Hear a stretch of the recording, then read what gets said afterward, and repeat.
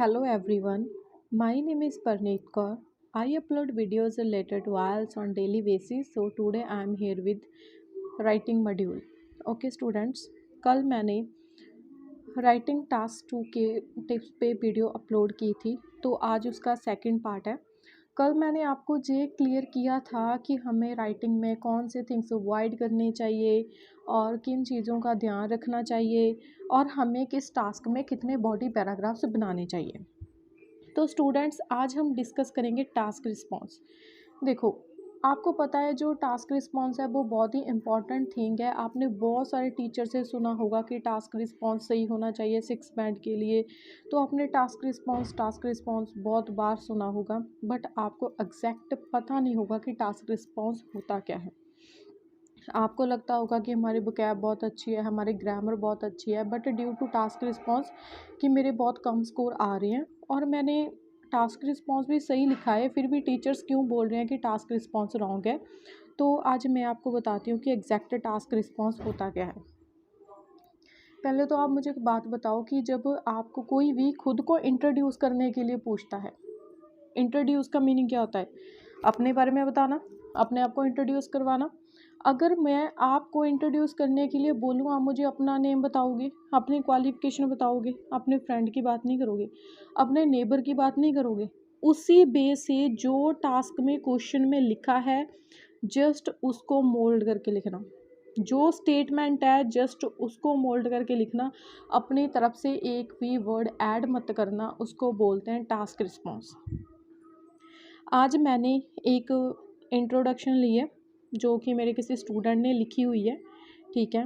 उसने पूरे टास्क में बहुत अच्छी कम्प्लेक्स स्ट्रक्चर यूज़ की थी, बहुत अच्छा टास्क लिखा हुआ था। अगर हम उसके बॉडी पैराग्राफ फर्स्ट देखें, बॉडी पैराग्राफ सेकंड देखें, बहुत अच्छा लिखा हुआ था। बॉडी पैराग्राफ्स को रीड करके तो ऐसे ही लगता था इसके तो पक्का 8 बैंड आ जाएंगे, but first impression is the best impression. उसकी इंट्रोडक्शन का टास्क रिस्पॉन्स ही रॉन्ग था। वो कैसे था मैं आपको बताती हूँ।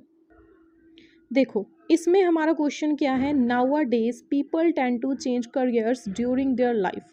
कि जो पीपल हैं अपनी लाइफ में करियर्स चेंज करते हैं, ठीक है। टेंड मीन्स उनका इरादा होता है चेंज करने का। What are the reasons for this? इसके रीजंस क्या हैं कि वो करियर चेंज करते हैं? Do you think it is a good for the society as a whole, कि वो सोसाइटी के लिए अच्छा है या नहीं? जस्ट इतनी बात हुई है कि करियर्स चेंज करते हैं। Okay, so now we look at the introduction.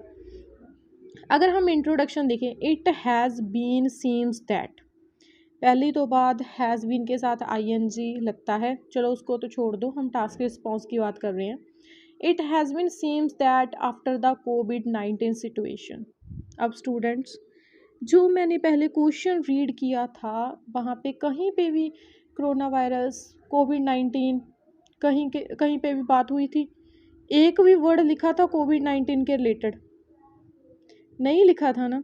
तो इन्होंने लिख दिया आफ्टर द कोविड-19, तो टास्क रिस्पॉन्स ही रॉन्ग हो गया। अगर मैं आपको अपने आप को इंट्रोड्यूस करने के लिए पूछ रही हूँ, आप अपना नेम बताओगे, अपनी मदर का नेम नहीं बताओगे। उसी वजह से जब इसमें चेंजिंग करियर्स की बात हुई है तो आफ्टर कोविड-19 कहाँ से आ गया? Second thing, individuals are recommended to turn out from their professional life. Turn out क्या होता है? किसी चीज़ को रिजेक्ट करना,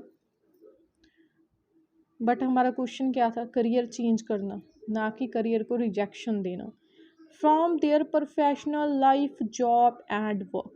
अब जॉब एंड वर्क में डिफरेंस क्या है?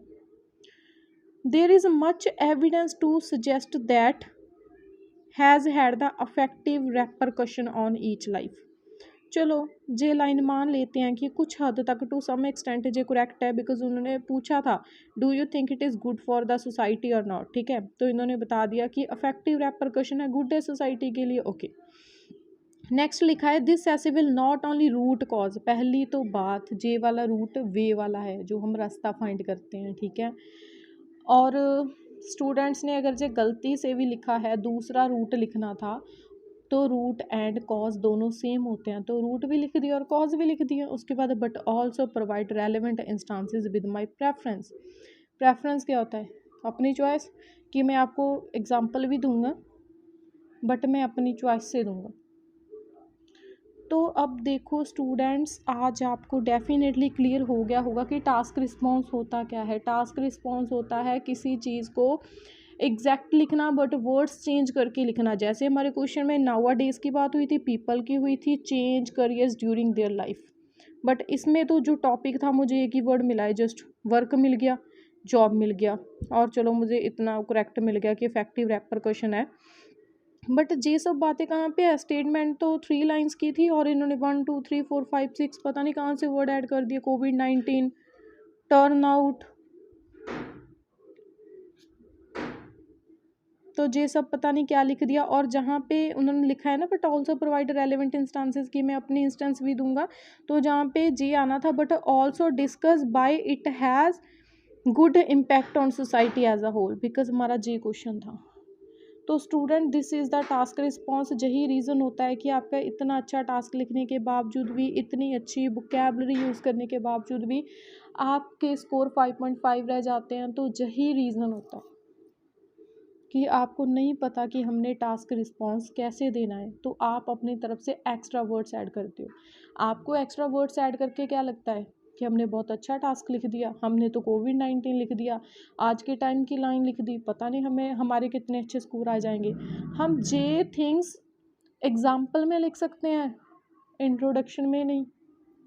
इंट्रोडक्शन का मीनिंग होता है जस्ट इंट्रोड्यूस करना। तो आई होप आपको समझ आ गया होगा कि टास्क रिस्पॉन्स क्या है।